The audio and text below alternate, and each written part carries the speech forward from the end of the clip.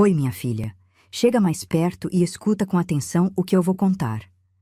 Na minha casa tinha uma cacimba, e aquela cacimba sempre foi parte boa da nossa vida. Era de lá que vinha a água para lavar, para cozinhar, para molhar a horta. Eu tenho 80 anos e ainda lembro o barulho do balde descendo.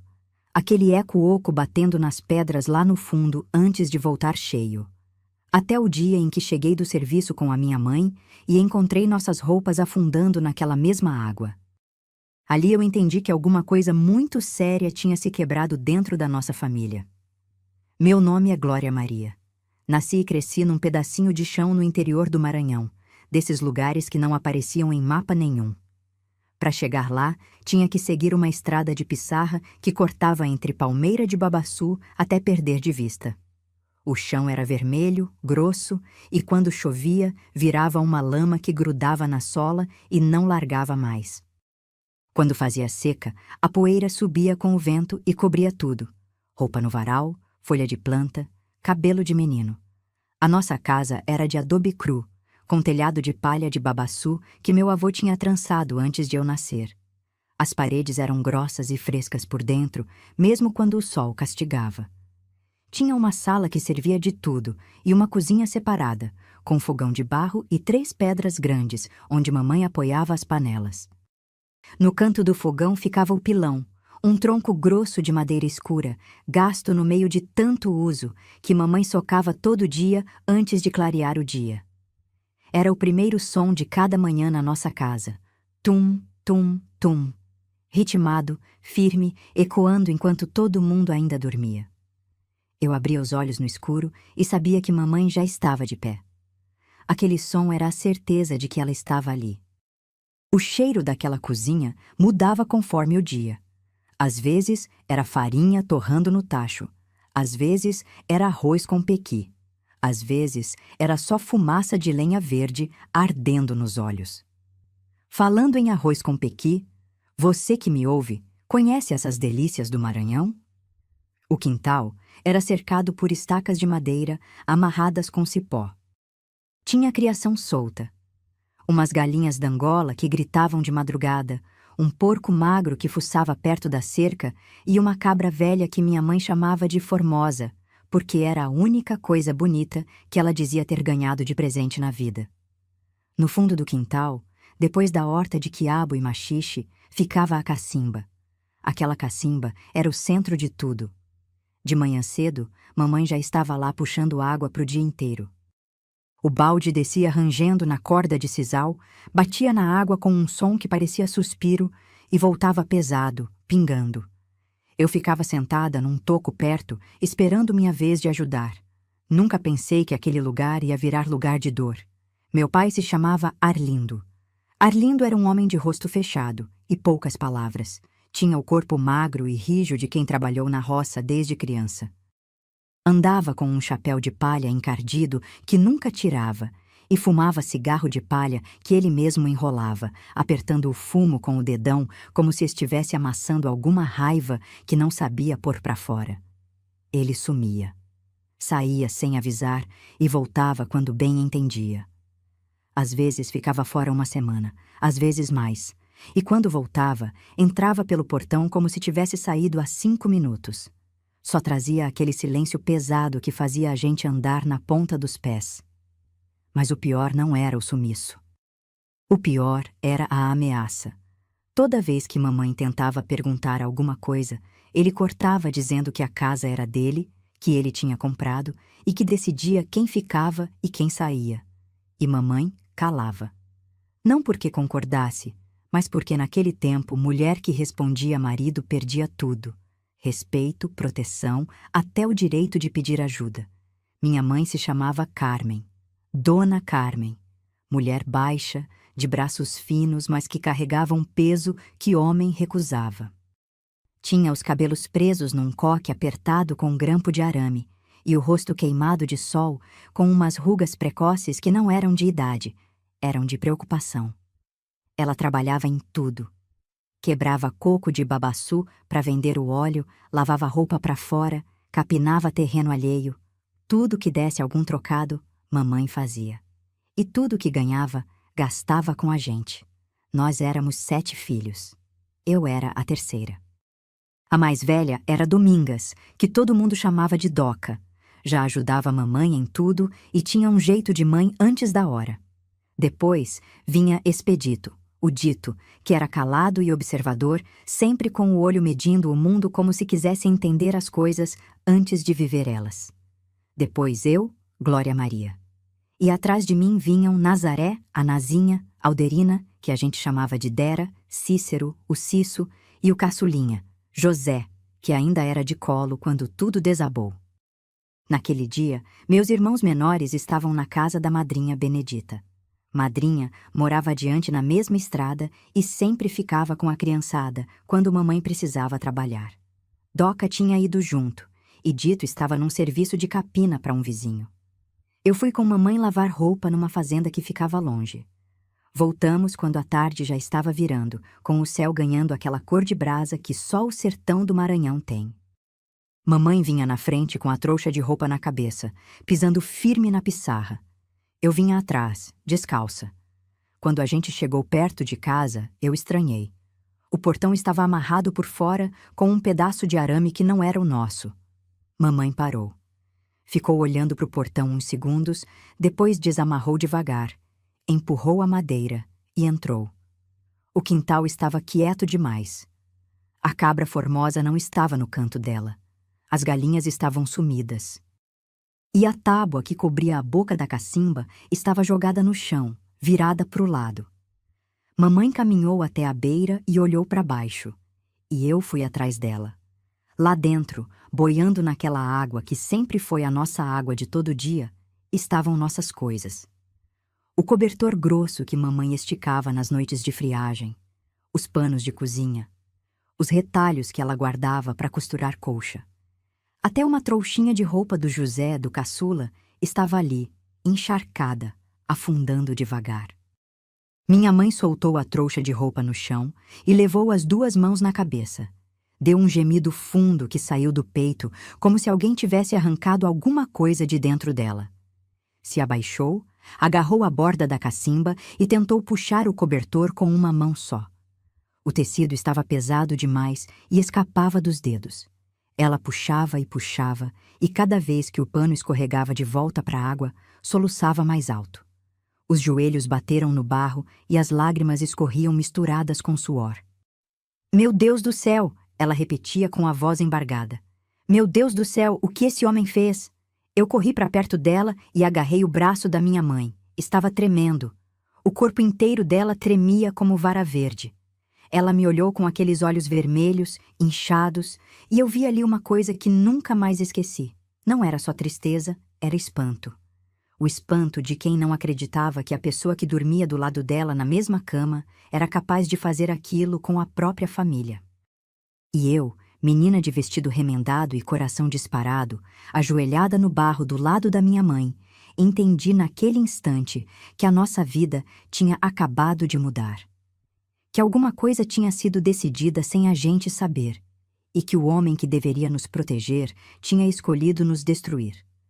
Minha mãe ficou ajoelhada na beira daquela cacimba até o escuro começar a chegar. Eu estava do lado dela, com a mão ainda segurando o braço dela, sentindo aquele tremor que não parava.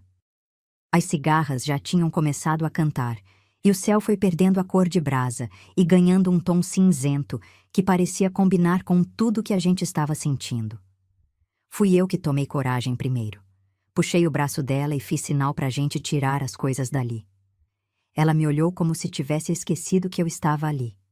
Passou a mão no rosto, limpou as lágrimas com as costas da mão e se levantou devagar, apoiando no meu ombro. Tinha barro nos joelhos, barro nas mãos, barro na barra da saia. Mas se levantou. A gente tentou puxar o que dava. O cobertor estava pesado demais, encharcado de uma água escura que cheirava a lodo e a ferro velho. Algumas roupas eu consegui puxar com um galho comprido que achei perto da cerca. Outras estavam lá no fundo e não tinha como alcançar. Mamãe puxava os panos e ia torcendo um por um, espremendo a água no chão, esticando em cima da cerca como se ainda tivesse salvação. Mas muita coisa já estava rasgada, podre, destruída. O tecido se desfazia nas mãos dela como papel molhado. Trabalhamos até não enxergar mais direito. Depois mamãe acendeu o lampião, sentou no chão da cozinha e ficou quieta, com as mãos no colo, olhando para o nada. Eu sentei perto dela e encostei a cabeça no braço dela. Nenhuma das duas falou nada. O silêncio daquela noite era diferente de todos os outros silêncios que a gente já tinha vivido. Era um silêncio que pesava, que apertava, que parecia empurrar as paredes da casa para dentro. Quando amanheceu, mamãe já estava de pé. Tinha esquentado água no fogão e separado o que sobrou das roupas resgatadas da cacimba. Estava com o rosto lavado, o cabelo preso, a postura reta. Quem olhasse de fora não ia imaginar o que ela tinha passado na noite anterior. Mas eu sabia. Eu tinha dormido e acordado várias vezes durante a madrugada, e toda vez que abria o olho, via a sombra dela sentada no mesmo lugar, com o lampião ainda aceso, velando aquele silêncio como quem vela um doente. Naquela manhã, eu ajudei mamãe a estender as roupas que tinham sobrevivido. O sol batia forte e o vapor subia dos panos pendurados na corda, fazendo uma névoa fina que brilhava contra a luz. Parecia até bonito se a gente não soubesse o que tinha por trás. Foi no meio dessa tarefa que mamãe parou de repente, com uma camisa do meu pai nas mãos. Ficou olhando para aquela camisa por uns instantes e depois murmurou, mais para ela do que para mim, que as coisas dele não estavam ali. Eu não entendi na hora, mas ela já estava andando pela casa, abrindo os caixotes, olhando embaixo da cama, vasculhando o canto onde meu pai guardava as tralhas dele. E não tinha nada. A mala de couro surrado que ele levava nas viagens não estava. O chapéu de domingo que ele pendurava no prego da parede não estava. A navalha de barbear, o cantil de alumínio, o par de botas que ele lustrava com sebo. Nada. As coisas dele tinham sido separadas, organizadas e levadas embora. As nossas é que foram jogadas na cacimba. Mamãe sentou na beira da cama e ficou com os olhos parados num ponto da parede. Eu vi o momento exato em que ela entendeu. O rosto dela mudou. Não foi tristeza, foi uma coisa mais dura que tristeza. Foi a certeza. A certeza de que Arlindo não tinha saído para mais uma das viagens dele. Ele tinha ido embora de verdade. E antes de ir, tinha feito questão de jogar fora tudo que era nosso, como se a gente fosse resto. Eu queria perguntar muita coisa, mas a garganta não deixava. Então fiquei ali, parada na porta do quarto, olhando minha mãe processar sozinha o tamanho daquilo tudo. Minha filha, eu preciso explicar uma coisa sobre meu pai para que essa história faça sentido. Arlindo não era um homem mau o tempo todo. Isso é que confundia a gente. Tinha épocas em que ele chegava em casa com um pedaço de rapadura embrulhado em folha de bananeira e dava para os meninos, e a gente achava que as coisas iam melhorar. Ele sentava na varanda e contava caso do tempo em que trabalhava na ferrovia, e os olhos dele até brilhavam, e naquela hora ele parecia outro homem. Um homem que a gente queria que existisse o tempo todo, mas que só aparecia de vez em quando, como visita.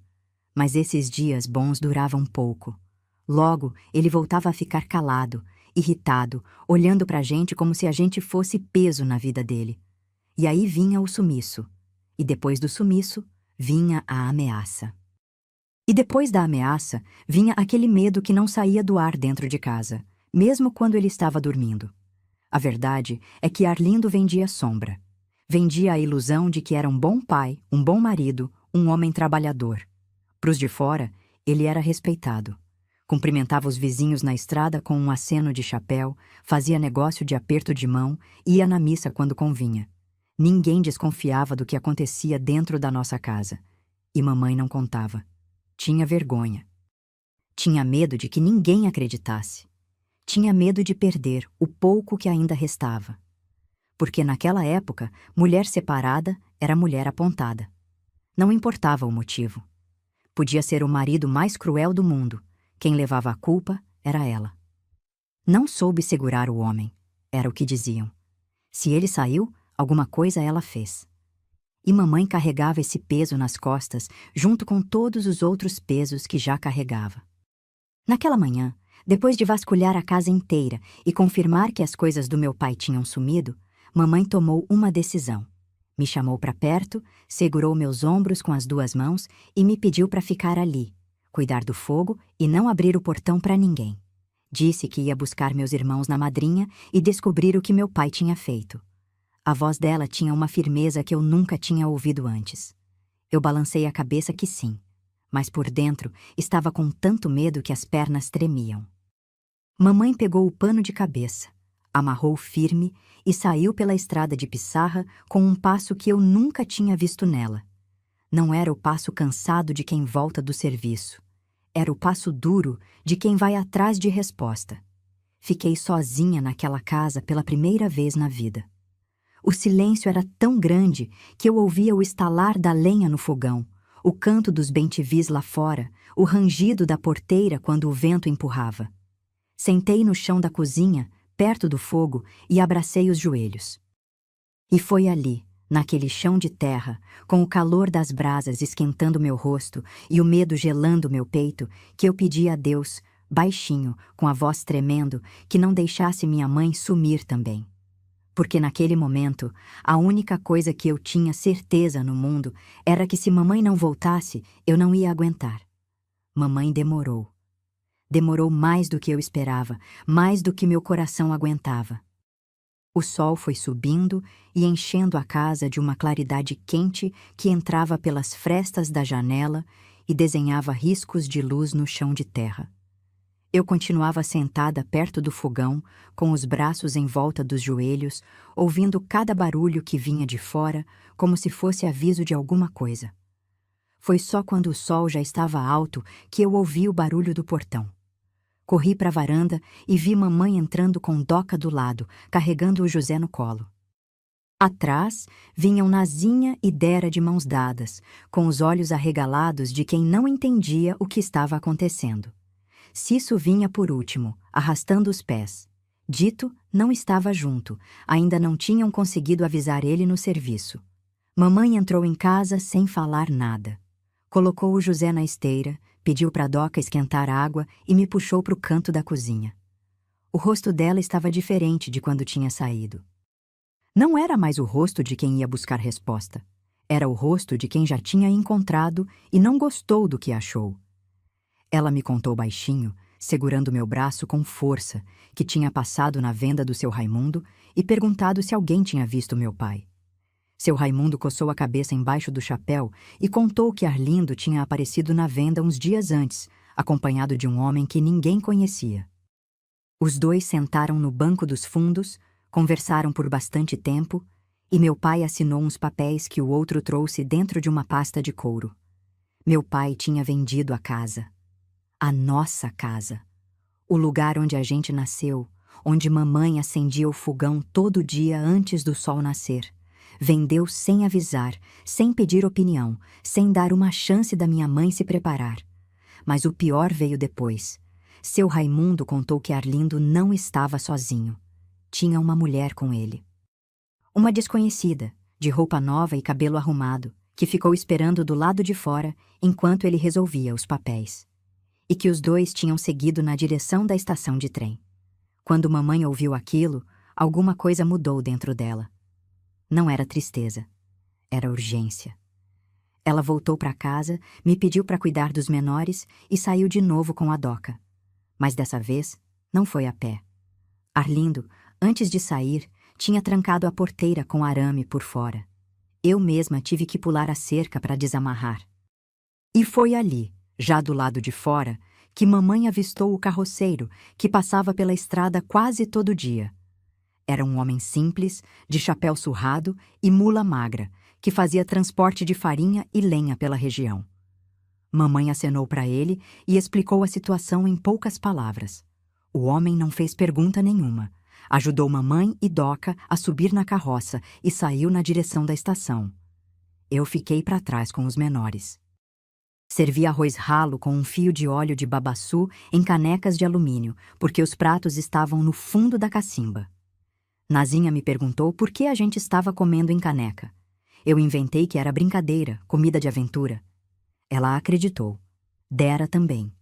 Cisso não. Me lançou aquele olhar comprido de quem sabia que eu estava mentindo, mas não ia desmascarar. Mamãe voltou quando o sol já estava descendo. Doca vinha do lado, com o rosto inchado de tanto chorar.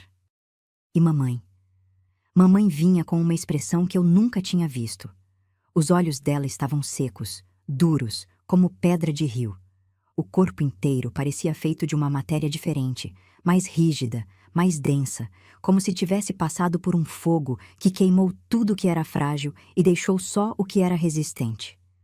Doca me relatou o que tinham visto, sussurrando no canto da cozinha enquanto mamãe dava banho no José em silêncio. Quando chegaram perto da estação, seguindo a estrada de terra que cortava entre os pastos, avistaram Arlindo de longe. Estava parado na plataforma, com as bolsas no chão e o chapéu na cabeça. E do lado dele, arrumando as malas como se estivessem começando uma viagem de lua de mel, estava a mulher. Uma desconhecida de vestido novo e cabelo preso com fita, que se movia ao redor dele com a intimidade de quem já convivia há tempo. Os dois organizavam as coisas com a naturalidade de quem já tinha planejado tudo com antecedência. Nenhuma pressa, nenhum remorso, nenhum olhar para trás. Mamãe pediu para o carroceiro parar longe, escondido atrás de um depósito de carga que ficava na lateral da estação. E dali, agachada na carroça, assistiu o homem que jurou proteger a família dela embarcar num trem com outra pessoa, carregando as malas que ele arrumou enquanto as coisas dos próprios filhos afundavam na cacimba. Doca me descreveu o que veio a seguir com a voz trêmula. Que mamãe não chorou, não gritou, não correu atrás, não fez escândalo. Permaneceu parada na carroça, com as mãos apertando a borda de madeira, os nós dos dedos brancos de tanta força. O trem apitou, soltou aquela fumaça grossa e escura e começou a se arrastar pelos trilhos com um rangido lento que parecia rasgar o ar. Mamãe assistiu a composição se afastar até virar um ponto tremendo no horizonte, até o barulho das rodas sumir por completo, até não restar nada além da poeira assentando nos trilhos vazios e do cheiro de fuligem que ficou grudado no ar. E quando o silêncio voltou, mamãe soltou um suspiro tão fundo que Doca sentiu o corpo da carroça balançar. Voltaram em silêncio. O carroceiro não cobrou nada. Deixou as duas na frente da casa e seguiu viagem tocando a mula sem olhar para trás, respeitando a dor que não era dele, mas que ele entendia. Naquela noite, mamãe reuniu a gente na sala e explicou com palavras simples que Arlindo tinha ido embora e que a casa tinha sido vendida, que a gente ia precisar sair dali, mas que ninguém ia ficar desamparado. Doca chorou baixinho, com os ombros tremendo e o rosto escondido nas mãos. Nazinha apertou a mão da Dera até os dedos ficarem brancos. Cisso abaixou a cabeça e encostou a testa nos joelhos. E eu fiquei olhando para minha mãe, aquela mulher pequena, magra, de mãos rachadas, que estava ali de pé na frente dos filhos, prometendo o impossível. E acreditei nela. Acreditei com toda a força que uma menina consegue ter. Porque se eu não acreditasse na minha mãe, não tinha mais ninguém no mundo em quem acreditar.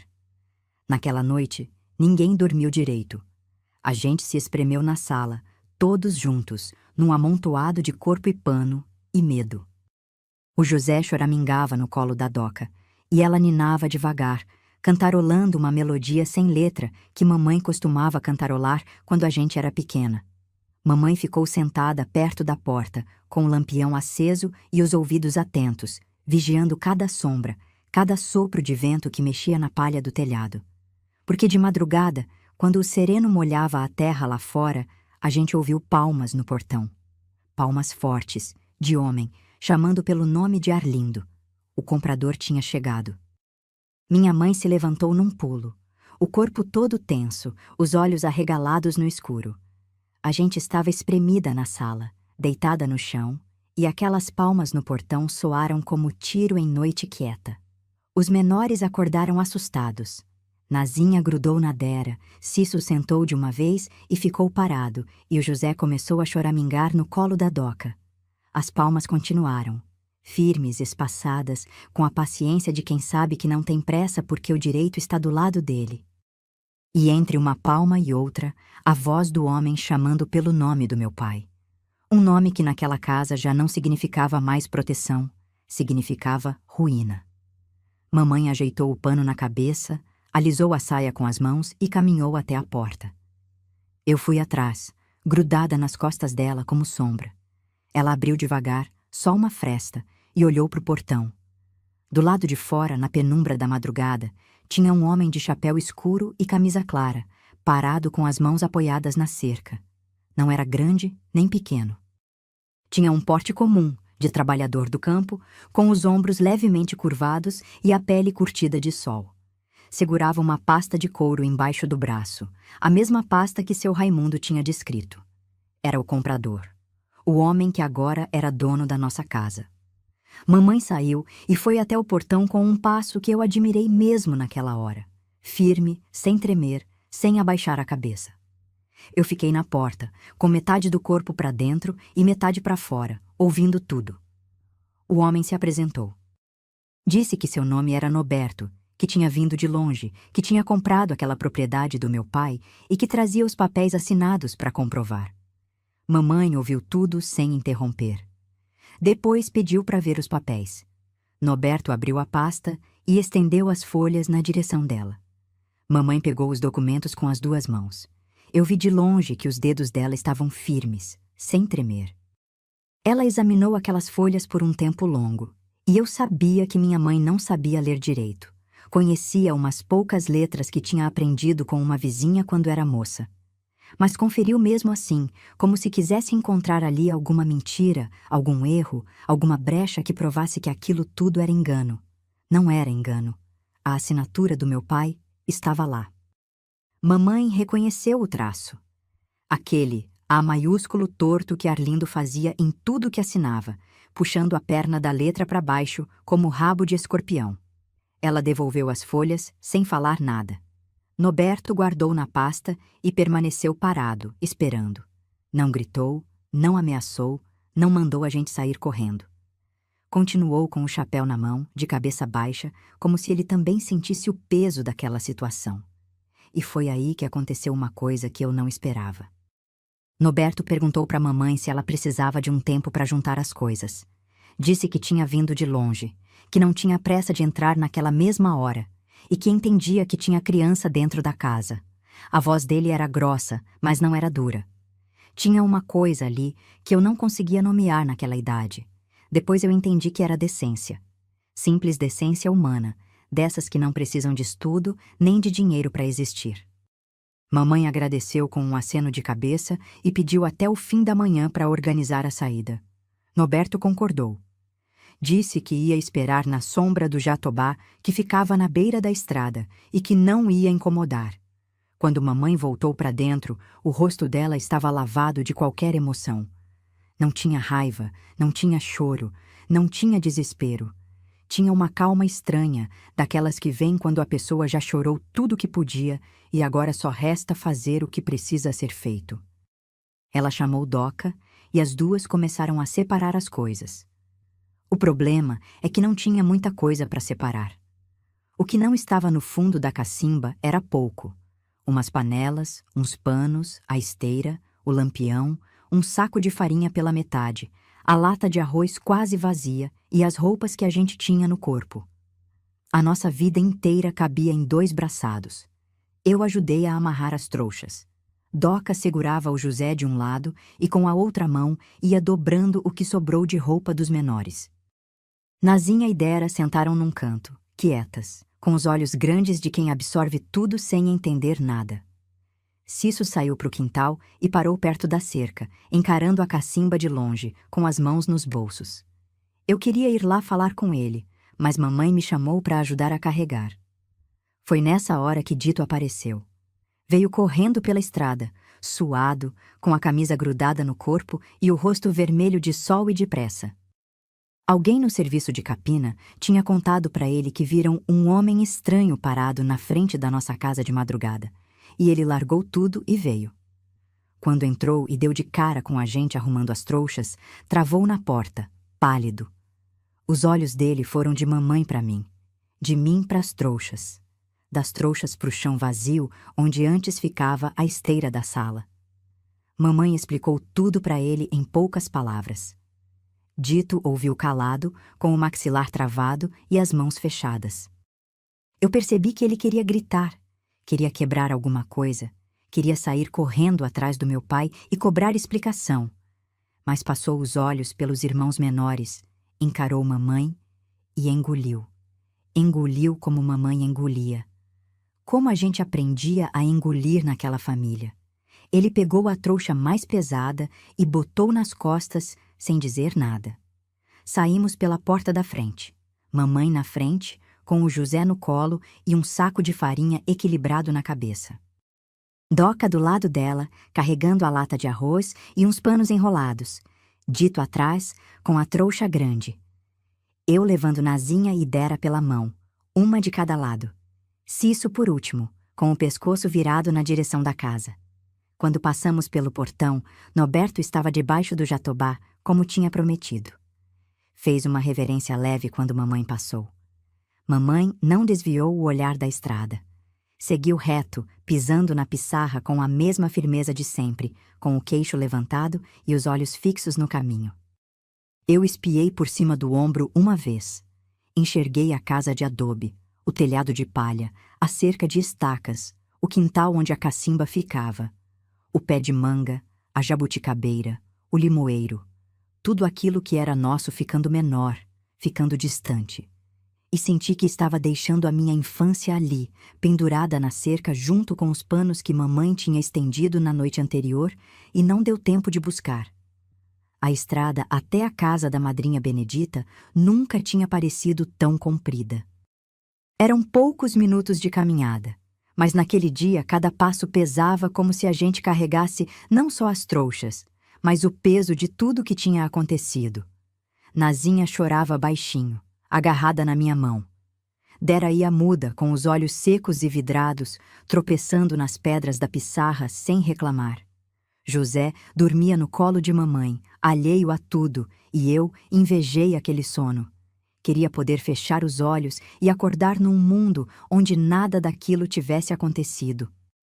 Madrinha Benedita apareceu no portão antes da gente chegar. Alguém já tinha levado a notícia. No interior, as coisas correm mais rápido que o vento.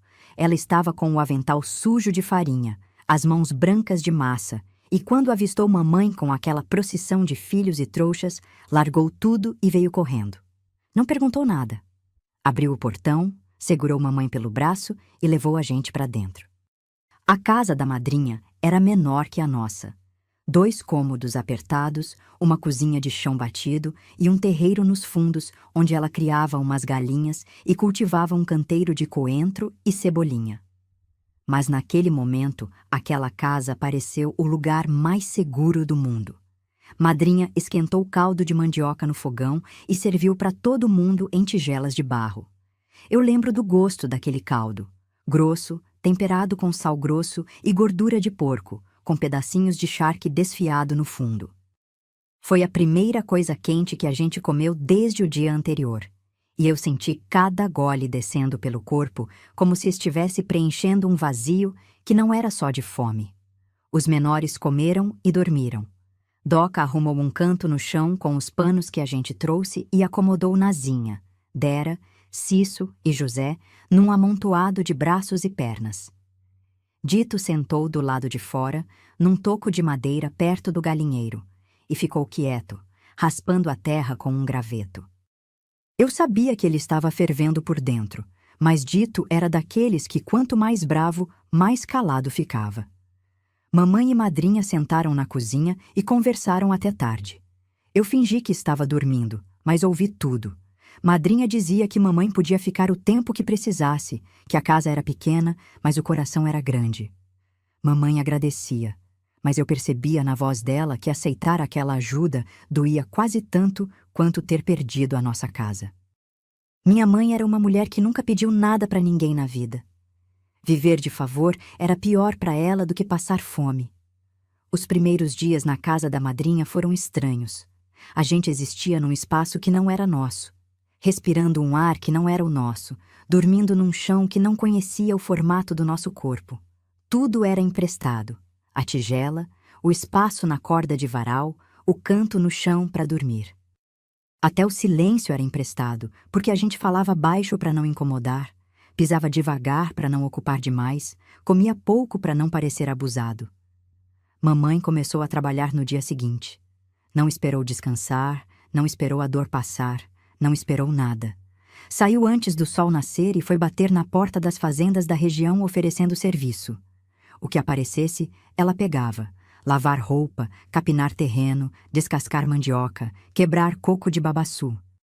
Voltava quando o sol já tinha ido embora, com as mãos inchadas, os pés rachados e um punhado de trocados amarrados num lenço que ela guardava dentro do corpete. Doca assumiu o papel de mãe durante o dia. Cuidava dos menores, dava banho, penteava cabelo, dividia a comida, remendava roupa rasgada com agulha e linha que madrinha emprestava. Tinha uma paciência que não combinava com a idade dela.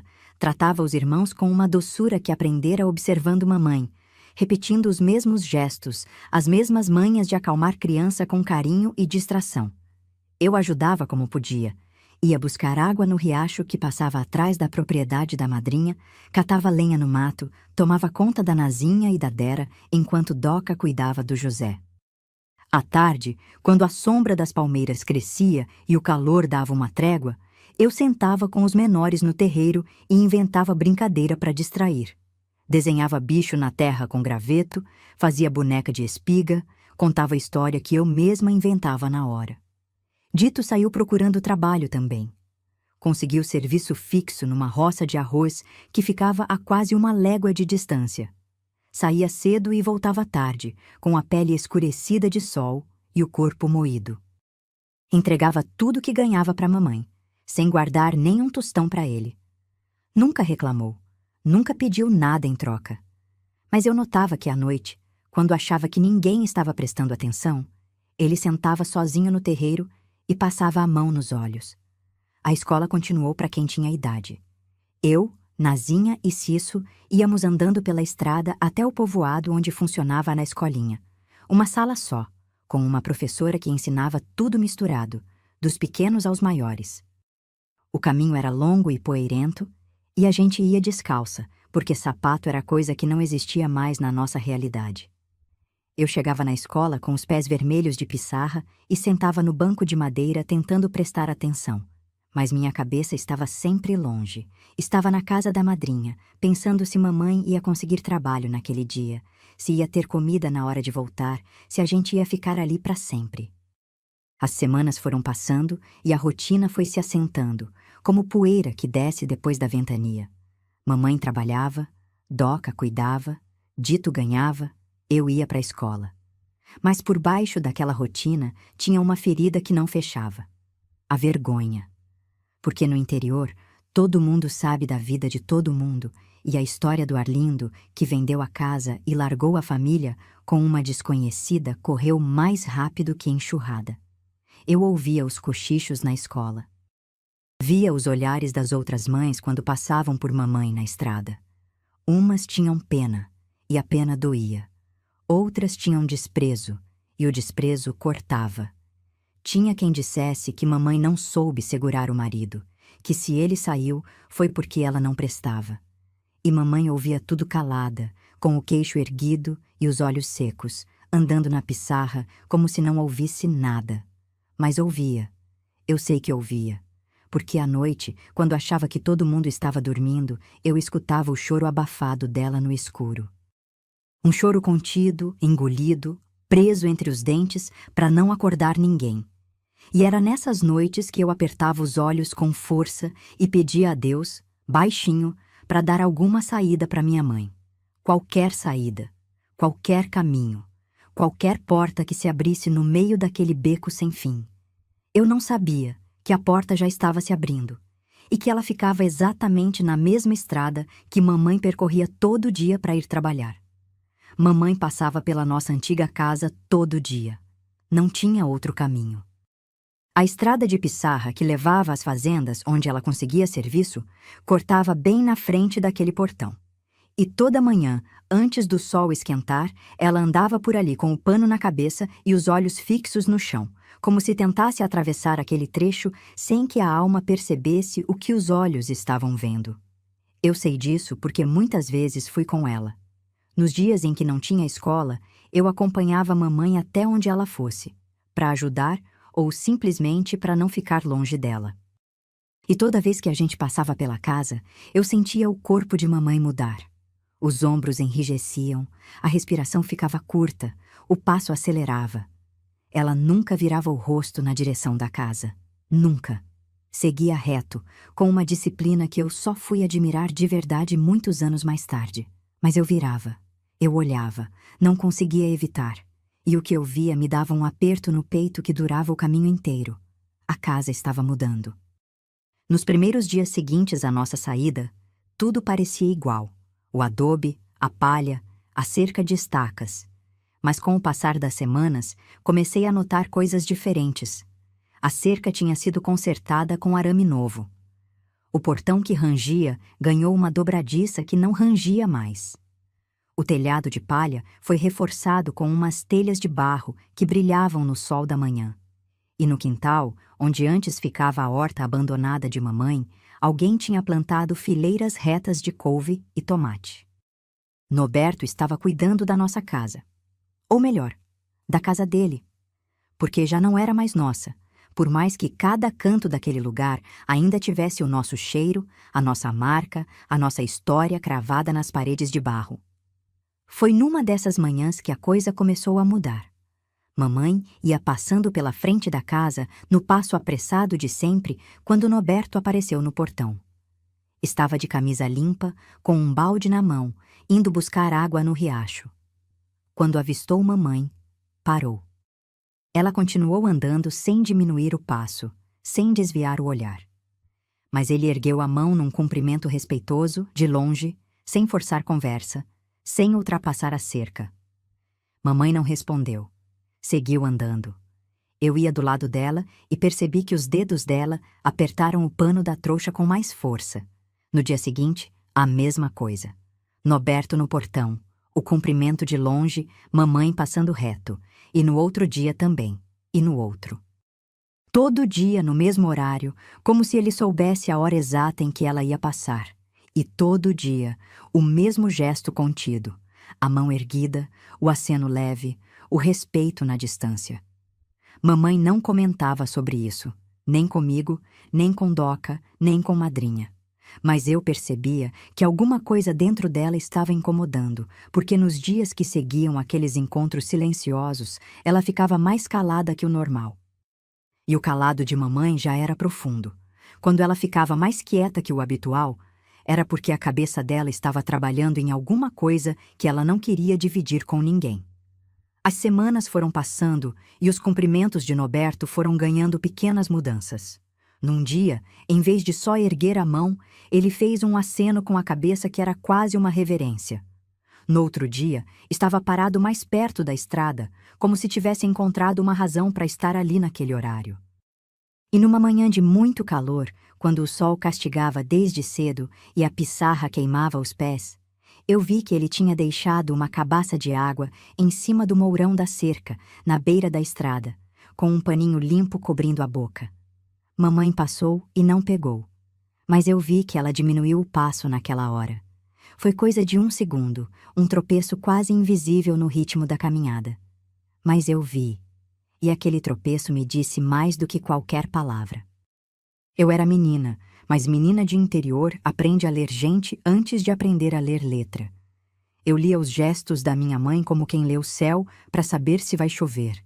E o que eu estava lendo naqueles dias era uma mulher dividida entre a ferida que meu pai tinha deixado e uma coisa nova que ela não sabia como chamar.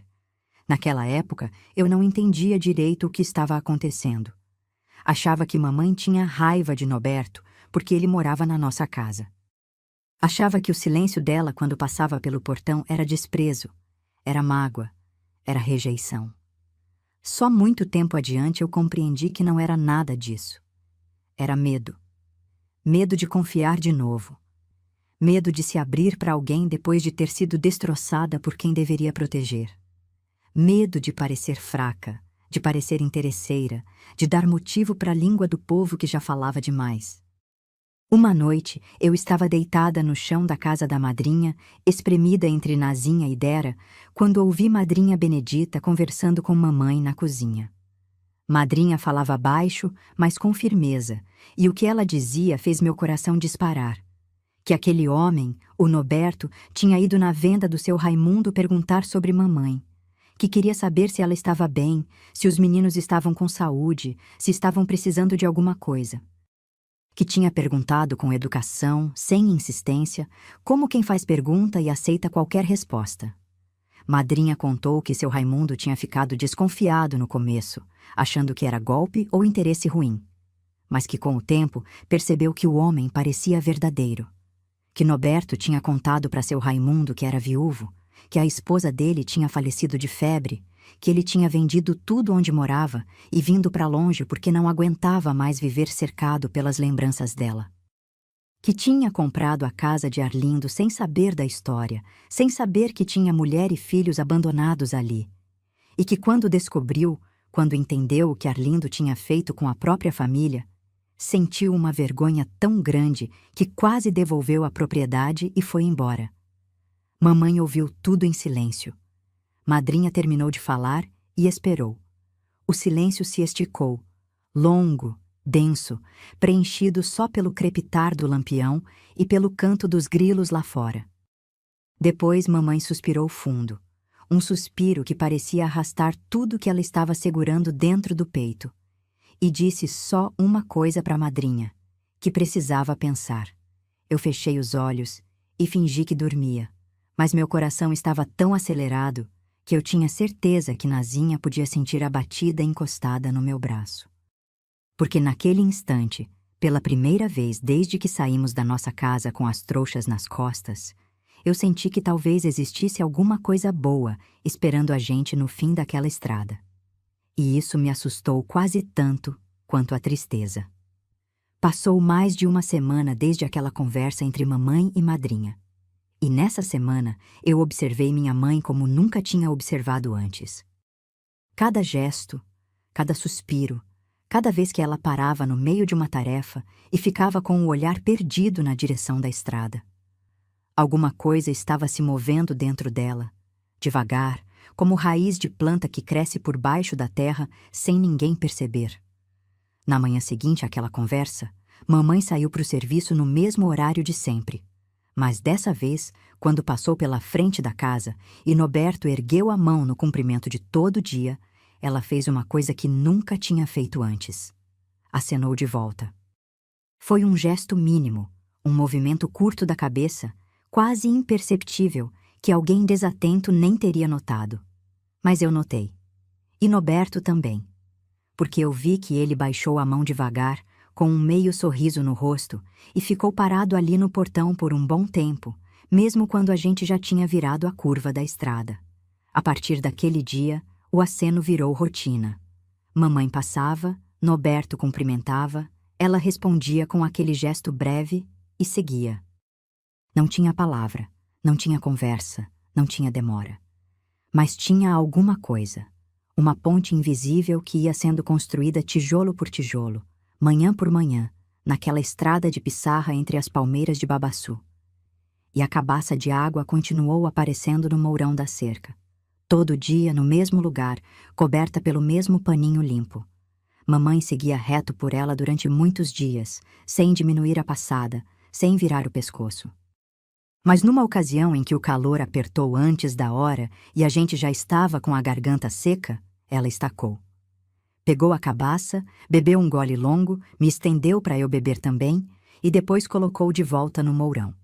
Não agradeceu com palavra, mas arrumou a cabaça de volta com cuidado, endireitando o paninho por cima, como quem diz obrigada sem precisar abrir a boca.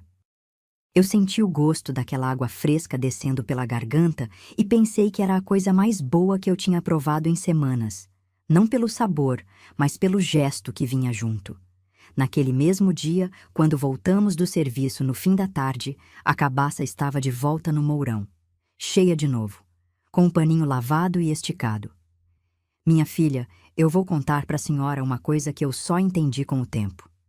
Aquele homem estava cortejando minha mãe do único jeito que uma mulher machucada podia aceitar, sem pressa, sem cobrança, sem invadir o espaço dela. Cada cabaça de água era uma palavra que ele não precisava dizer. Cada aceno era uma promessa que ele não precisava fazer. Ele estava mostrando quem ele era não com discurso, mas com constância. E constância era a única coisa que meu pai nunca teve. As coisas foram mudando aos poucos. Primeiro foi a cabaça. Numa certa ocasião de chuva forte, quando a pissarra virou lama e o caminho ficou quase intransitável, Noberto apareceu na beira da estrada com uma tábua larga que tinha colocado sobre o trecho mais alagado para facilitar a passagem. Mamãe atravessou pela tábua sem reduzir o passo, mas eu vi que ela encarou ele por um instante, mais longo que o normal. Na semana seguinte, Madrinha Benedita recebeu um saco de farinha na porta de casa. Junto tinha um pedaço de carne seca embrulhado em folha de bananeira. Ninguém viu quem deixou, mas o saco estava amarrado com o mesmo tipo de corda que eu via na cerca da nossa antiga casa. Madrinha não comentou nada na frente dos menores, mas eu percebi o olhar que ela trocou com mamãe naquela noite, e percebi que mamãe desviou os olhos primeiro. Doca me cutucou com o cotovelo e me lançou um olhar cheio de perguntas que eu não soube responder. E então veio o dia que mudou tudo de verdade. Era um fim de tarde quente, daqueles em que o ar parece parado e até as cigarras fazem silêncio. Mamãe estava voltando do serviço sozinha. Eu tinha permanecido na casa da madrinha porque Nazinha estava com febre e alguém precisava cuidar dela. Mamãe cruzou pela frente da casa como sempre, mas dessa vez Noberto não estava no portão. Estava no quintal, agachado perto da cacimba e parecia estar trabalhando em alguma coisa. Mamãe diminuiu o passo. Eu sei disso porque ela mesma me contou muitos anos à frente, quando eu já era mulher feita e a gente podia conversar sobre essas coisas sem que doesse tanto. Ela diminuiu o passo e viu que Noberto estava tampando a cacimba, colocando tábuas novas, grossas, pregando com martelo e prego, fechando aquela boca que tinha engolido as nossas coisas. E mamãe parou. Estancou no meio da estrada e se perdeu naquela cena. O homem que morava na casa que era nossa, agachado no terreno que era nosso, tampando a cacimba que tinha guardado a nossa dor. E em vez de sentir raiva, em vez de sentir revolta, minha mãe sentiu uma coisa que ela não esperava sentir. Sentiu gratidão. Porque aquele gesto significava mais do que madeira e prego. Significava que ele sabia o que tinha acontecido ali, que ele conhecia a história, que ele entendia o peso daquele buraco no chão e estava fechando ele, não para esquecer, mas para que ninguém mais precisasse encarar aquela ferida aberta toda vez que passasse pelo quintal. Mamãe me contou que permaneceu plantada na pissarra por vários minutos, com as lágrimas descendo em silêncio pelo rosto. Que Noberto em nenhum momento levantou a cabeça para verificar se ela estava vendo. Continuou trabalhando, pregando tábua por tábua, como se aquilo fosse tarefa comum de fim de tarde. E quando terminou, se levantou, limpou as mãos na calça e entrou para dentro da casa, sem olhar para a estrada. Não fez aquilo para ser visto. Fez porque achou que era certo. Naquela noite, mamãe chegou na casa da madrinha com os olhos inchados e foi direto para o terreiro dos fundos. Sentou sozinha no toco de madeira onde Dito costumava se isolar e demorou um tempo longo. Quando voltou, estava com o rosto lavado e uma expressão que eu nunca tinha enxergado nela. Não era alegria, não era tristeza. Era alguma coisa no meio, como o céu naquela hora entre o dia e a noite, quando tudo fica suspenso e a gente não sabe se o que vem pela frente é escuridão ou estrela. Madrinha Benedita serviu o jantar e ninguém comentou nada, mas eu senti no ar que alguma coisa tinha virado, como página de livro, como estação do ano, como corrente de rio que muda de direção sem avisar. E eu estava certa, porque no dia seguinte, pela primeira vez, mamãe parou na frente do portão e esperou Noberto aparecer. Mamãe esperou na beira da estrada, de pé, com as mãos cruzadas na frente do corpo e o pano de cabeça ajeitado como se estivesse indo para a missa. Eu não estava com ela naquela hora. Soube de tudo pela boca da Doca, que tinha ido levar um recado da madrinha para uma vizinha e viu a cena de longe, escondida atrás de um pé de babaçu. Doca me contou que mamãe esperou um tempo longo. Que o sol já estava subindo e esquentando o chão da pissarra quando Noberto apareceu no portão com um enxadão na mão, pronto para trabalhar na horta. Que ele avistou mamãe e parou de imediato, como se não acreditasse no que estava vendo. Que os dois permaneceram assim por alguns instantes. Ela na estrada, ele no portão, separados pela cerca que dividia muito mais do que 2 terrenos. E que foi mamãe quem deu o primeiro passo. Caminhou até a cerca devagar, com aquela dignidade que ela carregava mesmo nos piores dias, e fez um gesto com a cabeça na direção da cacimba tampada. Noberto entendeu. Abaixou o enxadão, tirou o chapéu e esperou que ela continuasse. Doca não ouviu o que os dois conversaram. Estava longe demais. Mas me contou que a conversa durou bastante, que mamãe gesticulava com as mãos, coisa que ela raramente fazia. Que em certo momento ela levou o dorso da mão nos olhos e que Noberto deu um passo para frente como se quisesse ampará-la, mas recuou, respeitando o espaço. Que no final, mamãe acenou com a cabeça, deu as costas e voltou caminhando na direção da casa da madrinha com um passo diferente, não mais pesado, não mais arrastado. Um passo que Doca descreveu como o de alguém que acabou de soltar um fardo que carregava nas costas há tempo demais. Quando mamãe chegou, não comentou nada. Entrou, pegou o José no colo, sentou na varanda e ficou ninando ele em silêncio, balançando o corpo num vai e vem lento. Eu e Doca trocamos um olhar, mas nenhuma de nós teve coragem de perguntar. As respostas vieram sozinhas, nos dias que se seguiram. Primeiro foi sutil. Mamãe voltou a pentear o cabelo com mais cuidado antes de sair para o serviço. Amarrava o pano de cabeça de um jeito diferente, mais para trás, deixando a testa aparecendo. Lavou a saia boa, aquela que guardava dobrada no fundo da trouxa desde que saímos de casa, e pendurou no varal para secar ao sol. Madrinha Benedita observava tudo calada, com um sorriso fino no canto da boca que ela tentava disfarçar, mas não conseguia. Depois vieram os sinais maiores. Num fim de tarde, mamãe saiu sozinha e voltou com um embrulho de tecido grosso que cheirava a sabão de coco. Dentro tinha roupas. Roupas usadas, mas limpas e bem dobradas, do tamanho dos menores. Calça de brim para Cisso, vestido de chita para Nazinha e Dera, uma camiseta para Dito. Distribuiu sem explicar de onde veio. Mas a gente sabia. Noberto estava fazendo o que meu pai nunca fez. Cuidando sem cobrar, oferecendo sem impor, se aproximando sem invadir. E mamãe, aos poucos, ia deixando aquele muro de proteção abaixar, pedra por pedra, gesto por gesto. Eu lembro do dia em que tudo ficou claro para mim. Era uma tarde de sábado, e mamãe anunciou que ia sair. Pediu para Doca tomar conta dos menores e para mim preparar o jantar com o que tivesse. Saiu com a saia boa, o pano de cabeça arrumado e um brilho nos olhos que eu não via há muito tempo.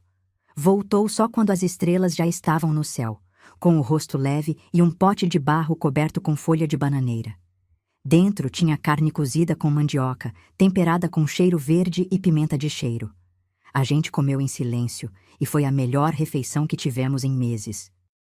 Doca me puxou para o canto naquela noite e sussurrou o que eu já desconfiava. Que mamãe estava se encontrando com Noberto. Que os dois tinham começado a se ver nos fins de tarde, na varanda da nossa antiga casa, conversando sobre a vida, sobre o que tinham passado, sobre o que podiam construir a partir do que restava. Eu senti uma coisa estranha no peito quando Doca me contou aquilo. Não era raiva, não era tristeza. Era um medo diferente. O medo de que aquilo fosse bom demais para ser verdade. De que alguém arrancasse de novo o chão debaixo dos pés da minha mãe. De que a vida estivesse pregando mais uma peça cruel numa mulher que já tinha sofrido demais. Mas os dias foram mostrando que não era peça. Era real. Noberto começou a aparecer na estrada nos horários em que mamãe ia e voltava do serviço. Caminhavam juntos por um trecho, conversando baixo, e se despediam antes de chegar na casa da madrinha. Mamãe não escondia mais, mas também não anunciava. Era uma coisa que acontecia com a naturalidade de rio que encontra outro rio e segue junto sem precisar de permissão. Dito foi o último a aceitar. Carregava uma raiva do meu pai que transbordava para qualquer homem que se aproximasse da nossa mãe. Nos primeiros dias, encarava a situação com o maxilar travado e os punhos duros dentro dos bolsos.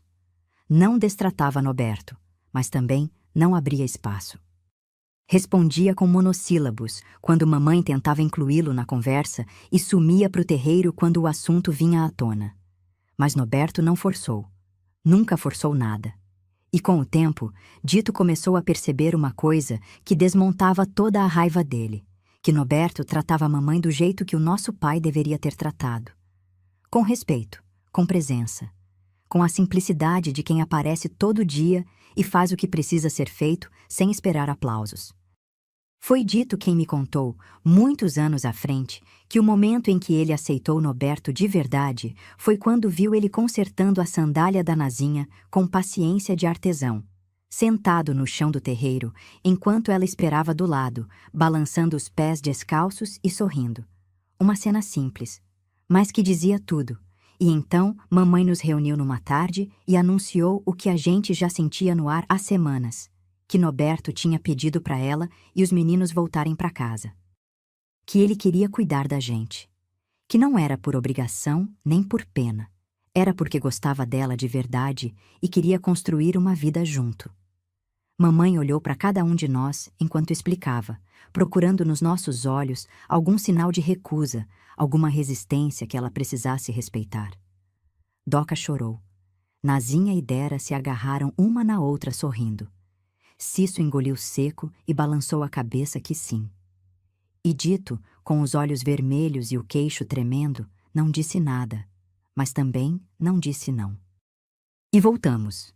Voltar para aquela casa foi uma coisa que eu não sei explicar direito, nem com 80 anos de vida e de palavras acumuladas. Era a mesma casa, o mesmo adobe, o mesmo terreiro, o mesmo pé de manga dando sombra no quintal. Mas tudo parecia diferente. Como se alguém tivesse pegado uma fotografia da minha infância e pintado por cima com cores que eu não reconhecia. A primeira coisa que eu notei quando entrei pelo portão foi o cheiro. Não era mais o cheiro que eu lembrava, de cinza fria, de lenha queimada, de gordura velha grudada nas paredes da cozinha. Tinha um cheiro novo, de cal fresca e madeira recém-cortada. Noberto tinha caiado as paredes por dentro, consertado o batente da porta que vivia emperrando, trocado as tábuas podres do piso da cozinha. O fogão de barro continuava no mesmo canto, mas agora tinha uma prateleira ao lado, feita de caixote, onde ele organizava as panelas por tamanho. A cacimba estava tampada. Fechada com tábuas grossas e firmes, pregadas com tanto cuidado que parecia um trabalho de marceneiro. Em cima das tábuas, Noberto tinha colocado 2 vasos de barro com manjericão plantado. Quando eu vi aquilo, senti um nó na garganta que levou tempo para desatar. Ele tinha transformado o lugar da nossa maior dor num canteiro de tempero. Não apagou o que aconteceu, cobriu com vida. Mas o que me derrubou de verdade foi outra coisa. Quando entrei na cozinha e olhei para o canto perto do fogão, ele estava lá, o pilão da minha mãe. Aquele tronco grosso de madeira escura, gasto no meio pelo uso de anos, com a mão de pilão encostada do lado, apoiada na parede como se estivesse esperando a gente voltar. Arlindo não jogou o pilão na cacimba porque era pesado demais. Não cabia, não afundava, não tinha jeito de se livrar daquele pedaço de madeira que parecia tão teimoso quanto a dona dele. E Noberto, sem saber a história, tinha mantido ali no mesmo canto. Eu passei a mão naquela madeira lisa e senti o calor de todas as manhãs em que mamãe acordava, antes de todo mundo, e socava arroz no escuro, com o barulho ritmado ecoando pelo terreiro. Tum, tum, tum, como um coração batendo. Era esse som que me acordava quando eu era pequena. Eu abria os olhos no escuro e sabia que mamãe já estava de pé, socando pilão, preparando o dia pra gente. Aquele barulho era a certeza de que ela estava ali. E agora, passando os dedos naquela madeira marcada pelo suor e pela força das mãos da minha mãe, eu chorei. Chorei, pela primeira vez, desde que tudo aconteceu. Chorei, abraçada naquele pilão como quem abraça o que restou de um mundo que desmoronou. Os menores se espalharam pela casa como se nunca tivessem saído dali. Nazinha correu para o quintal para ver se as galinhas ainda estavam no mesmo lugar. Dera foi direto para o canto onde costumava brincar com boneca de espiga. Cisso sumiu para o fundo do terreno e voltou com os bolsos cheios de jabuticaba, com o caldo escuro escorrendo pelos dedos e um sorriso que eu não via no rosto dele há meses. José, que era pequeno demais para ter memória daquela casa, engatinhou pela sala com a curiosidade de quem descobre um mundo novo. Mas para mim e para Doca, a sensação era outra. A gente caminhava pelos cômodos, pisando devagar, como se o chão pudesse abrir a qualquer momento. Cada canto guardava uma lembrança que machucava. Ali era onde mamãe estendia a esteira para a gente dormir. Ali era onde Arlindo sentava quando chegava dos sumiços. Ali era onde eu ficava escondida ouvindo as brigas. As paredes tinham sido caiadas, mas por baixo da cal eu ainda enxergava os fantasmas. Doca parou na porta do quarto onde mamãe e Arlindo dormiam. Agora tinha uma cortina nova de chita estampada separando o cômodo e uma rede amarrada nos ganchos do teto. A cama de casal onde ele se deitava tinha sido desmontada. No lugar, Noberto dormia na rede, como o homem do interior costuma fazer. Doca me lançou um olhar comprido, carregado de coisas que a gente não sabia colocar em palavras. Depois, virou as costas e foi ajudar mamãe a desempacotar as trouxas. Os primeiros dias foram de adaptação difícil. Não por culpa de Noberto. Ele fazia tudo para facilitar. Acordava antes de todo mundo, preparava o fogo no fogão, deixava na água pronta para o café e saía para o terreno para cuidar da horta antes que os menores levantassem. Era discreto, ocupava pouco espaço, falava só o necessário. Parecia entender que a presença dele precisava ser leve para não pesar numa família que já carregava peso demais. O difícil era a vergonha do povo. Porque se antes já cochichavam por mamãe ter sido abandonada, agora cochichavam o dobro por ela estar morando com outro homem. No interior daquele tempo, mulher que juntava com outro sem casar era mulher julgada. Não importava que o marido tivesse fugido com outra, que tivesse vendido a casa sem avisar, que tivesse largado 7 filhos no relento. A culpa sempre caía na mulher. Sempre. Eu ouvia os comentários na escola. Risadinhas abafadas, olhares atravessados que queimavam mais que sol de meio-dia. Uma menina chegou a me perguntar se o homem que morava na nossa casa era nosso padrasto.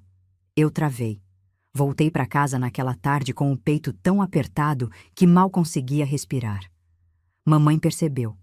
Mamãe sempre percebia. Naquela noite, me chamou para perto, sentou comigo, me puxou para o ombro dela e ficou alisando meu cabelo. Não precisou falar nada. O toque da mão dela me dizia o que eu precisava ouvir, que a gente ia ficar bem, que ela estava ali. Noberto nunca tentou ser nosso pai. Não mandava, não corrigia, não se impunha. Tratava a mamãe com uma delicadeza que eu nunca tinha visto entre um homem e uma mulher. Guardava o melhor pedaço de carne para ela, consertava o chinelo dela antes que ela percebesse que estava gasto, esperava ela se servir primeiro em toda a refeição. E aos poucos, sem perceber, a gente foi aceitando aquele homem como parte da nossa vida. Não como pai, nunca como pai, mas como alguém que estava ali, firme, constante, presente.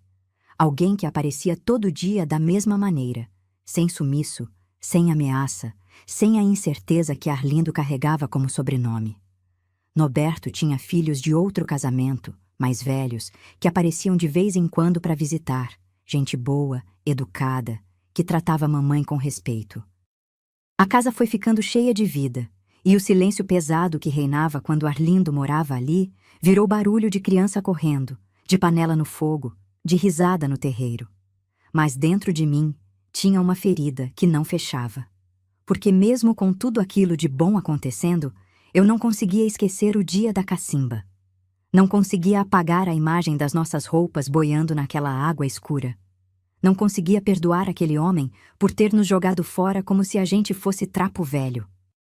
E carregava essa raiva num canto do peito que eu não mostrava para ninguém, nem para mamãe, nem para Doca, nem para Deus. Era uma raiva silenciosa que ia crescendo comigo, envelhecendo comigo, engrossando como raiz de árvore que vai rachando o chão por dentro sem fazer barulho. E eu não sabia que essa raiva ia ser testada, que ia chegar o dia em que eu ia precisar encarar Arlindo de frente, e que esse dia estava mais perto do que eu imaginava. A gente já estava vivendo na casa há um bom tempo quando aconteceu. A vida tinha encontrado um ritmo que, mesmo não sendo perfeito, era nosso.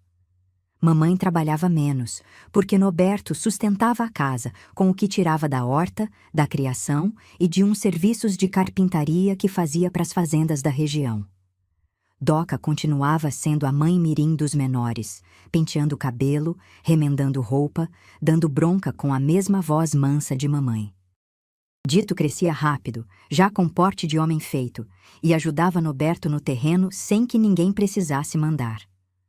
Os dois tinham construído um respeito mútuo, desses que se fazem no trabalho lado a lado, no suor compartilhado, na colheita dividida. Eu estava na escola naquele dia. Era uma tarde comum, de calor pesado e lição de cópia no caderno. A professora ditava e a gente escrevia. E entre uma frase e outra, eu deixava o pensamento voar pela janela, acompanhando o voo de um gavião que riscava o céu sem pressa. Quando voltei para casa, senti que alguma coisa estava errada antes mesmo de entrar pelo portão. O quintal estava silencioso demais. Não tinha barulho de menino correndo, nem de galinha ciscando, nem de panela no fogo. A porta da cozinha estava fechada, coisa que nunca acontecia durante o dia.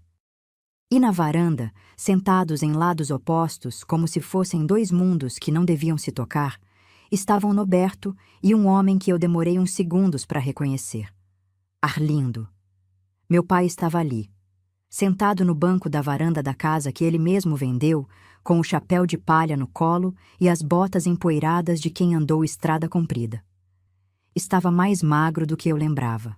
O rosto tinha caído, os olhos estavam fundos e o bigode que ele costumava aparar com cuidado estava crescido e descuidado. As mãos, antes grossas e firmes, estavam encolhidas no colo como mãos de criança que espera castigo. Eu travei no portão. Meu corpo inteiro congelou. A bolsa da escola caiu do meu ombro e eu nem percebi. Fiquei ali parada, com o coração batendo tão forte que parecia querer sair pela boca. Noberto me viu primeiro.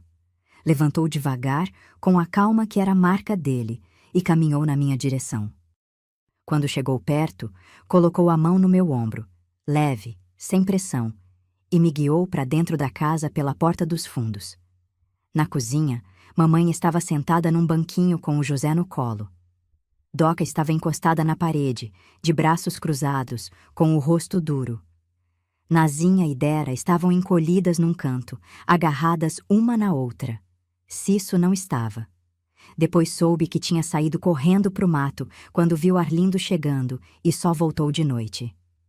Mamãe ergueu os olhos quando eu entrei. Estava com a expressão mais contida que eu já tinha visto nela. Os lábios apertados, as sobrancelhas quase juntas, os olhos secos de quem decidiu que não ia derramar nenhuma lágrima na frente daquele homem. Me chamou para perto com um gesto de cabeça e eu sentei no chão do lado dela, encostando as costas na parede fria de barro. Depois soube por Doca o que tinha acontecido antes de eu chegar. Arlindo tinha aparecido no começo da tarde. Veio andando pela estrada, sozinho, sem a mulher que a gente tinha ouvido falar. Bateu palmas no portão, chamando como se ainda morasse ali, como se o tempo não tivesse passado, como se nada tivesse acontecido. E quando Noberto abriu o portão, Arlindo estancou. Cravou os olhos naquele homem que não conhecia, parado na entrada da casa que um dia foi sua, e demorou a entender. Mas quem saiu de dentro não foi Noberto. Foram os meninos. Nazinha apareceu primeiro, em seguida Dera, logo atrás José engatinhando atrás da Doca. E por último, mamãe. de pé na porta, com o pano na cabeça e a postura reta, encarando o homem que tinha destruído a vida dela sem pestanejar. Doca me contou que o rosto de Arlindo desmoronou naquele instante, que ele abriu a boca e não saiu som nenhum. Que os olhos dele foram de mamãe para Noberto, de Noberto para a casa reformada, da casa para os filhos que ele tinha abandonado. E que ali, naquele vai e vem de olhares, ele entendeu tudo. Que a vida tinha continuado sem ele. Que outra pessoa estava ocupando o lugar que ele jogou fora. Que os filhos que ele largou na beira da estrada estavam vivos, vestidos, alimentados, e que nenhum deles correu para abraçá-lo. Arlindo pediu para conversar com mamãe. Noberto se afastou sem precisar que ninguém mandasse. Foi para o terreno dos fundos, pegou a enxada e começou a trabalhar na horta como se fosse um dia qualquer. Eu admiro esse homem até hoje por isso, minha filha. A segurança que ele demonstrou naquela hora não era arrogância.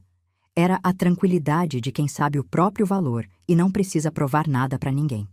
Mamãe ouviu o que Arlindo tinha para dizer. Eu não estava presente, mas Doca, sim, permaneceu do lado de mamãe o tempo inteiro, como escudo, e o que ela me relatou adiante fez meu sangue ferver. Arlindo não veio pedir perdão. Não veio por remorso, não veio por saudade, não veio porque acordou um dia e percebeu o tamanho do que tinha feito. Veio porque a mulher com quem ele fugiu o tinha largado. Simples assim. A mulher cansou dele, pegou as coisas e foi embora. E ele se viu sem nada. Sem casa, sem companhia, sem destino.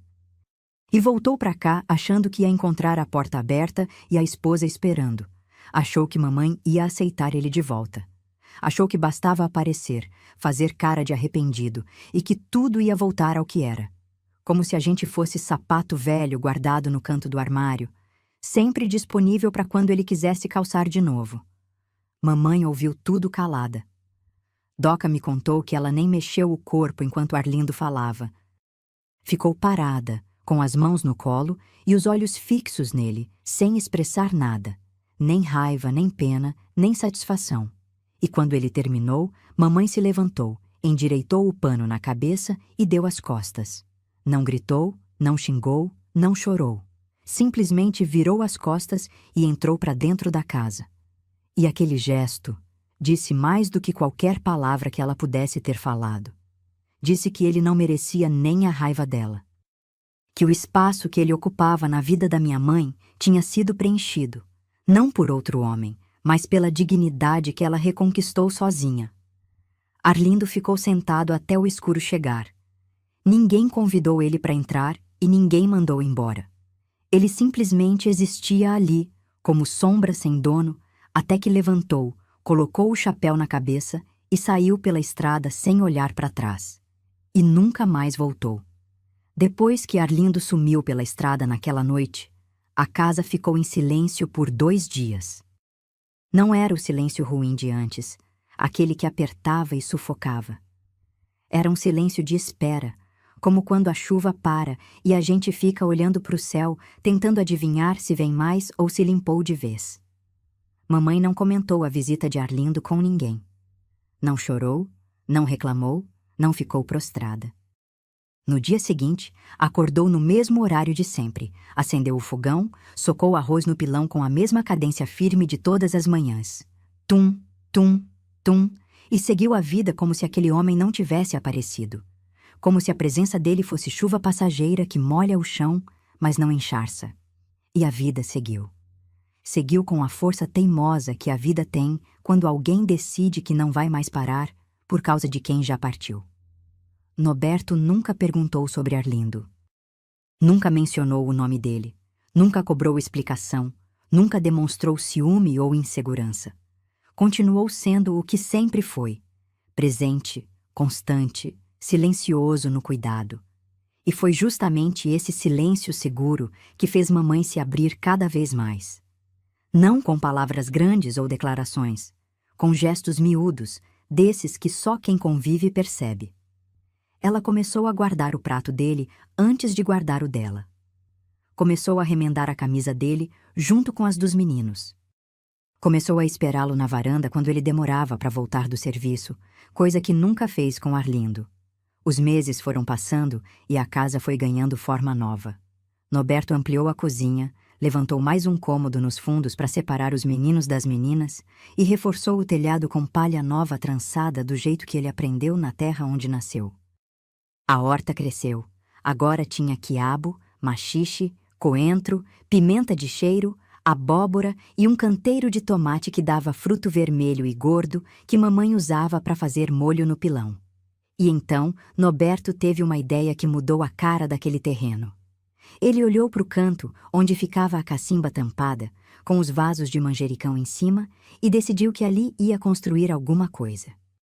Não uma coisa qualquer, uma coisa útil, que desse sustento, que transformasse aquele pedaço de chão marcado pela dor em pedaço de chão que alimentasse a família.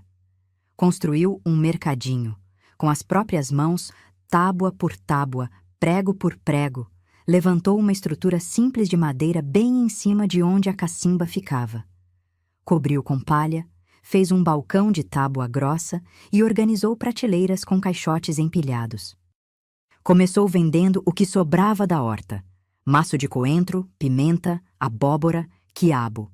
Depois foi acrescentando coisas que trazia da cidade: querosene, sal grosso, sabão de barra, fósforo, linha de costura, fumo de corda. O mercadinho era pequeno, modesto, sem placa nem nome. Mas servia à vizinhança toda, que agora não precisava mais andar léguas até a venda do seu Raimundo para comprar o básico. As mulheres da redondeza apareciam de manhã cedo, às vezes só para trocar 2 palavras com mamãe, enquanto escolhiam pimenta ou cheiravam o coentro fresco. Os homens passavam no fim da tarde para comprar fumo e ficavam encostados no balcão, proseando sobre chuva e colheita. Mamãe tomou conta do mercadinho enquanto Norberto trabalhava na roça. Ficava ali atrás do balcão, com o José brincando no chão, atendendo a freguesia com aquela voz mansa e aquele jeito direto que ela tinha. Não sorria muito. Mamãe nunca foi de sorriso fácil, mas tratava cada pessoa que entrava com uma educação que vinha de dentro, sem esforço. Às vezes, eu chegava da escola e encontrava mamãe no balcão ensinando uma vizinha a preparar tempero no pilão. O mesmo pilão que sobreviveu à cacimba, que agora ficava do lado do balcão, sendo usado para socar pimenta com alho e sal para as clientes que pediam. Aquele tronco de madeira escura que um dia quase ficou órfão de dona agora, era peça de trabalho de novo, produzindo, servindo, vivendo. Igual a minha mãe. Norberto e mamãe criaram uma parceria que funcionava como engrenagem. Ele plantava, colhia e trazia. Ela organizava, pesava e vendia.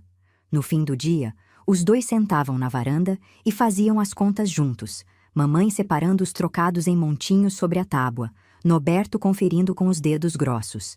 Não era luxo, não era fartura, mas era dignidade. E dignidade era tudo que Arlindo tinha roubado da minha mãe e que ela agora reconquistava com cada maço de coentro vendido, com cada saco de farinha pesado, com cada moeda guardada dentro da lata. E eu via aquela mulher, a mesma mulher que anos antes estava ajoelhada no barro, tirando roupa encharcada de uma cacimba, agora de pé, atrás de um balcão, vendendo coentro e conversando com as vizinhas. E sentia uma coisa que demorei muito para conseguir nomear: orgulho. Um orgulho imenso, enorme, que inchava no peito e fazia os olhos arderem. Porque mamãe não tinha virado outra pessoa. Ela sempre foi aquela pessoa. Forte, firme, capaz.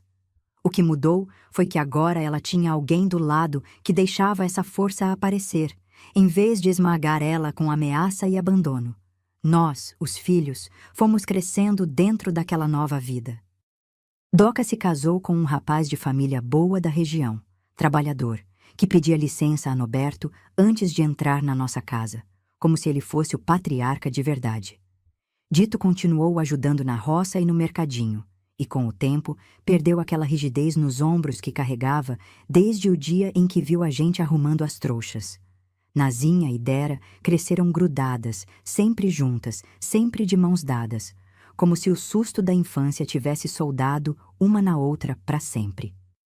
Cisso ficou calado a vida inteira, mas desenvolveu uma habilidade com as mãos que impressionava.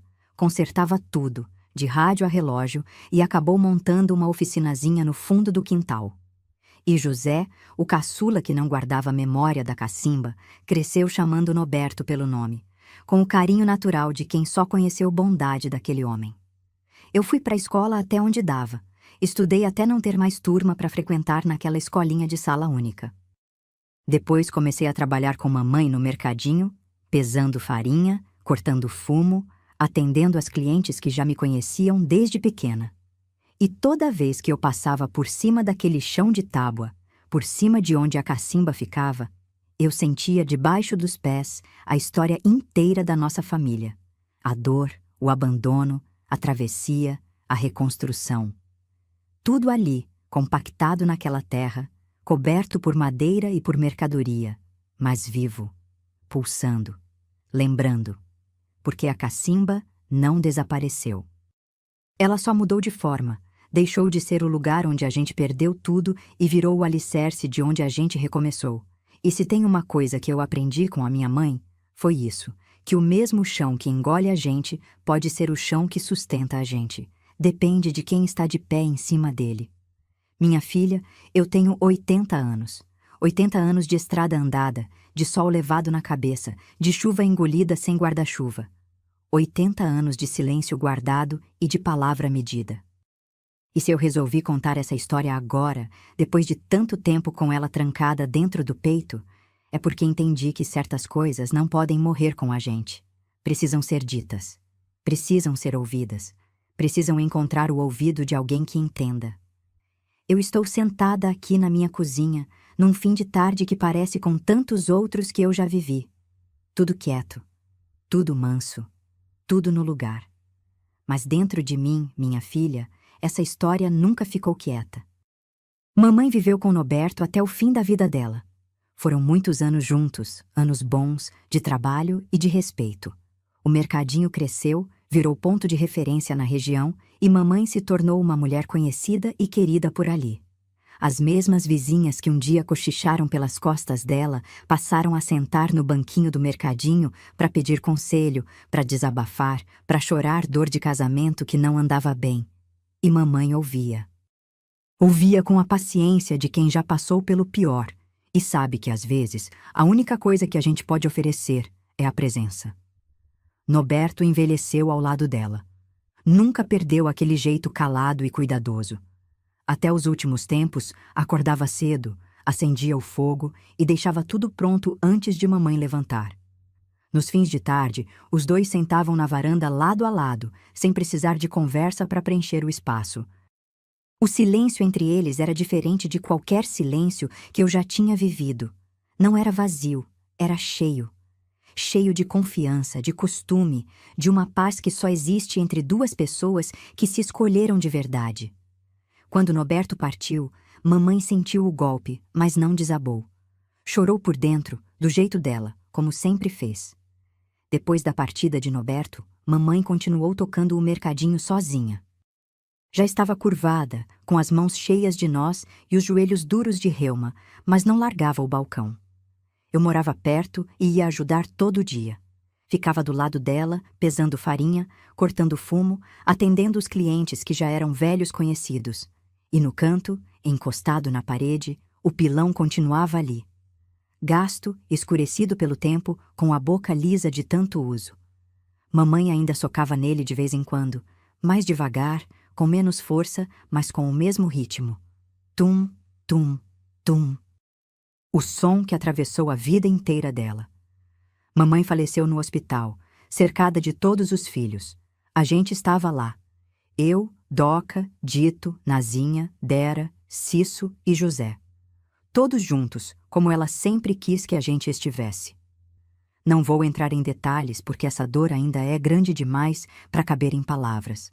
Só sei que quando saí daquele hospital, o mundo lá fora parecia diferente. Como se alguém tivesse tirado o volume de tudo, do vento, dos pássaros, da vida. A gente voltou para casa em silêncio, cada um carregando o próprio peso, e quando entrei na cozinha e vi o pilão encostado na parede, sem ninguém para socar, sem o barulho que me acordava de manhã, eu entendi que uma parte do mundo tinha ido embora junto com ela. Nos dias que se seguiram, eu peguei aquele pilão e trouxe para minha casa. Está aqui até hoje, no canto da minha cozinha, encostado na parede, do mesmo jeito que ficava na cozinha da minha mãe. Eu não uso mais. Minhas mãos já não aguentam o peso da mão de pilão, mas ele está ali. E às vezes, quando a saudade aperta, eu passo a mão naquela madeira gasta e sinto o calor das mãos dela ainda grudado na superfície. Do meu pai, eu soube pouca coisa depois daquela última visita. Alguém contou, anos adiante, que Arlindo tinha se estabelecido numa cidade distante, que vivia sozinho, que trabalhava de biscate. Não procurou mais a gente, não mandou recado, não mandou notícia, não mandou nada. Sumiu da nossa história como tinha sumido tantas vezes antes, só que dessa vez foi para sempre. Eu carreguei raiva dele por muitos anos, uma raiva que pesava como pedra de moinho amarrada no peito. Raiva do que ele fez com a nossa casa, com as nossas coisas, com a dignidade da minha mãe. Raiva por ter nos tratado como sobra, como entulho, como coisa descartável. Mas com o tempo, e o tempo é o único remédio que funciona sem receita, essa raiva foi se transformando em outra coisa. Não em perdão, porque certas coisas a gente não perdoa de verdade, só aprende a carregar de um jeito que não machuque tanto. Se transformou em compreensão.